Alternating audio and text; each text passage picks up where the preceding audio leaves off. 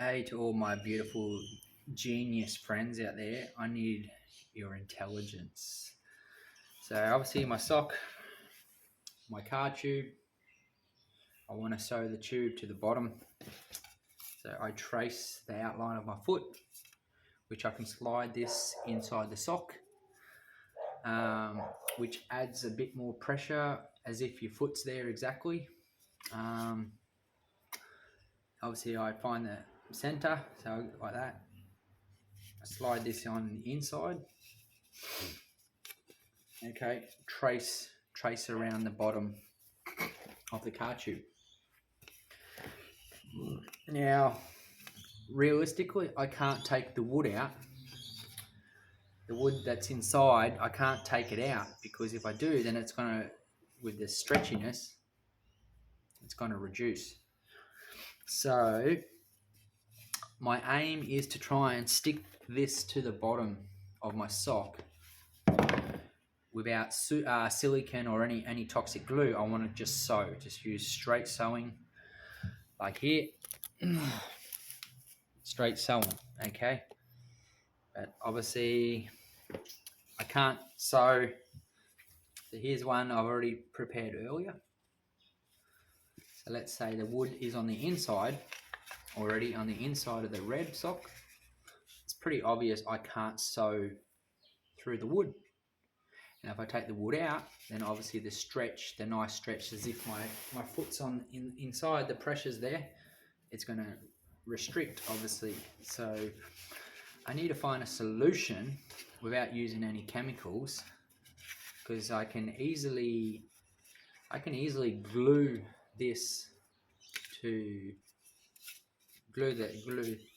this to the sock.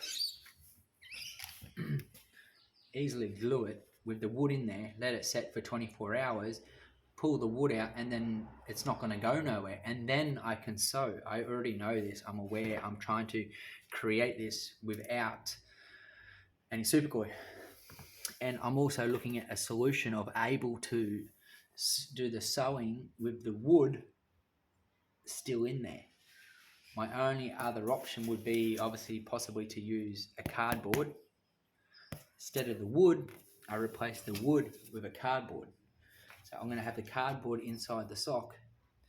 Yes, I can sew through the cardboard, but then I am left with the cardboard on the inside.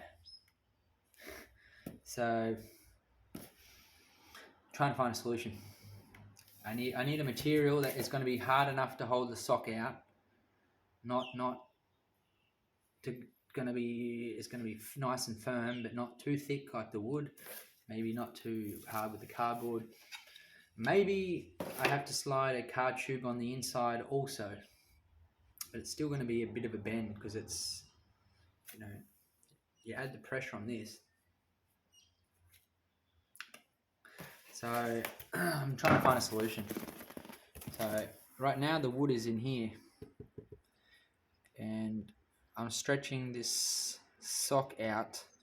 But obviously right now, if I leave the wood in, I can't sew through the wood, so I have to make the tube wider because I need to somehow, I stretch this sock out as far as possible.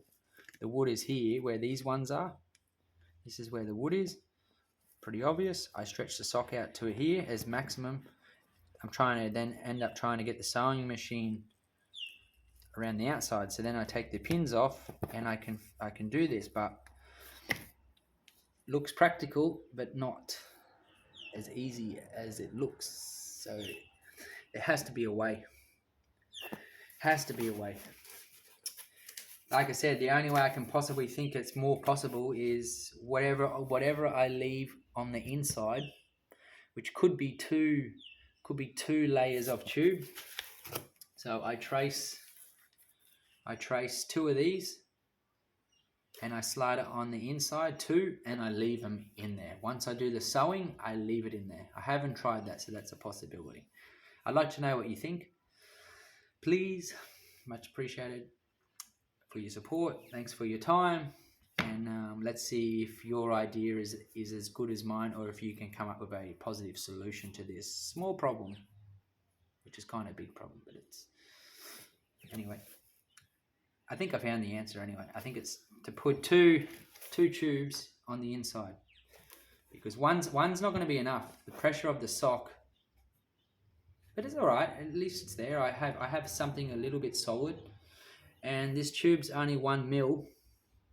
So once I put two tubes, there's 2 mil. It's going to be a little bit stronger and a little bit less flexible. And then once I sew the bottom one, I have 3 of these, so which is 3 mil, and it's for free. So this is a free product, which is good. I'm not wasting what's extra money, 3 times as much material money.